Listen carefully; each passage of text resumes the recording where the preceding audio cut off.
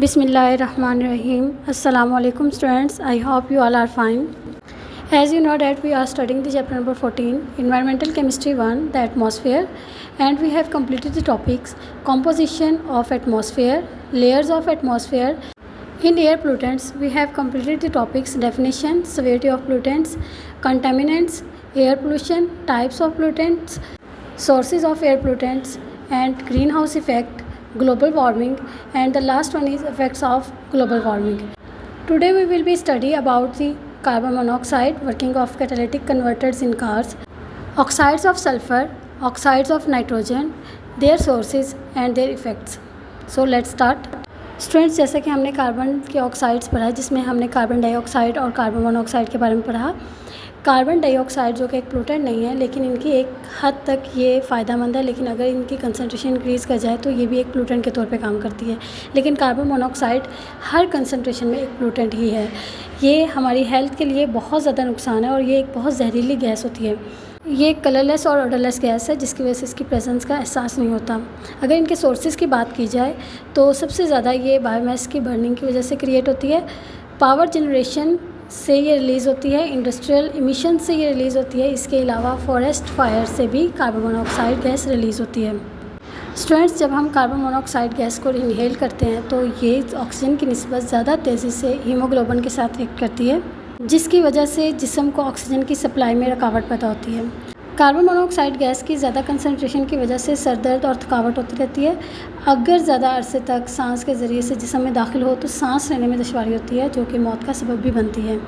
इसी वजह से बंद जगहों पर आग नहीं जलाना चाहिए और मशवरा दिया जाता है कि सोने से पहले कोयला या गैस हीटर्स, चूल्हे वगैरह बंद कर देने चाहिए। स्टूडेंट्स, गाड़ियों के एग्जॉस्ट में कैटालिटिक कन्वर्टर्स इस्तेमाल करने चाहिए ताकि ये हवा में दाखिल होने से पहले कार्बन मोनोऑक्साइड को कार्बन डाइऑक्साइड और नाइट्रोजन के ऑक्साइड को नाइट्रोजन गैस में तब्दील कर दें।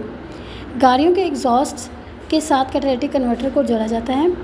बेसिकली इस कन्वर्टर्स का ये काम होता है कि जितनी भी हार्मफुल गैसेस होती हैं उनको हार्मलेस गैसेस में कन्वर्ट कर देते हैं। जिस तरह कार्बन मोनोऑक्साइड को कार्बन डाइऑक्साइड में, हाइड्रोकार्बन्स और वाटर में चेंज किया जाता है। इसके अलावा नाइट्रोजन ऑक्साइड्स को नाइट्रोजन गैस में चेंज किया जाता है, जो कि हार्मलेस गैसेस हैं। Next topic is sulphur compounds. Students, ये भी एयर पोल्यूटेंट के तौर पे काम करते हैं। नेचुरली तौर पर जो सल्फ़र कंपाउंड्स हैं वो बैक्टीरियल डिकम्पोजिशन से खारिज होते हैं। इसके अलावा वॉल्केनिक गैसेस से रिलीज़ होते हैं और फॉरेस्ट फायर से भी रिलीज़ होते हैं।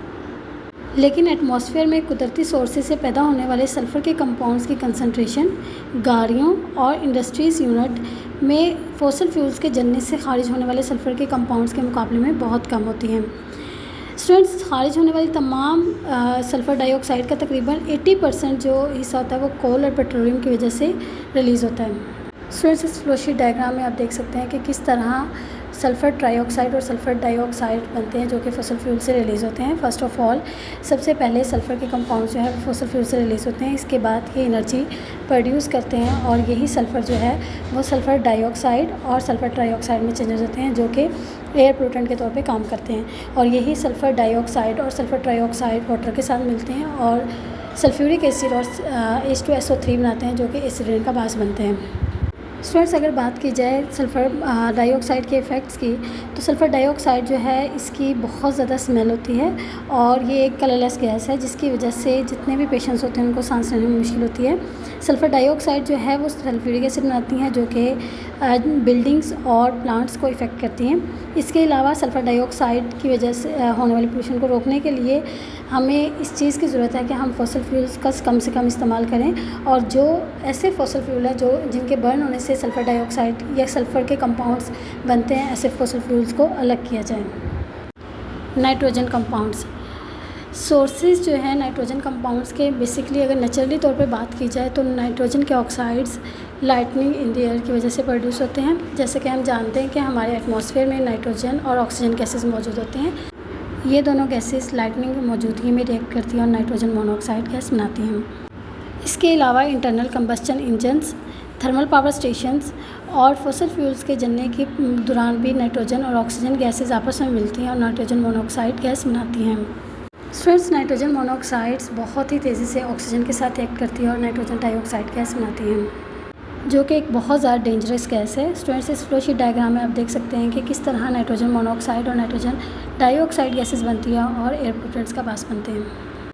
First of all student, nitrogen is a unreactive gas, लेकिन एट हाई टेम्परेचर पे ये ऑक्सीजन के साथ रिएक्ट करते हैं और अपने ऑक्साइड्स बनाते हैं, और ये ऑक्साइड्स गैसेस जो है वो एयर के अंदर स्केप हो जाते हैं और वहाँ पे एयर पोल्यूटेंट का काम करते हैं, और यही ऑक्साइड फिर वाटर के साथ रिएक्ट करते हैं और रिएक्ट करने के बाद एसिड रेन का बास बनते हैं, और जो कि बहुत ज़्यादा एडवर्स इफेक्ट डालती है।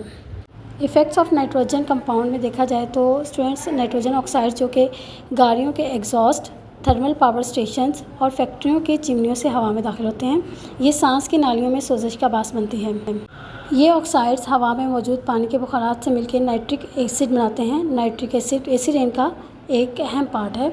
Student, today we have studied about the carbon monoxide, working of catalytic converters in cars, oxides of sulfur, oxides of nitrogen and their effects and sources. I hope you understand all the topics. Take care and Allah Hafiz.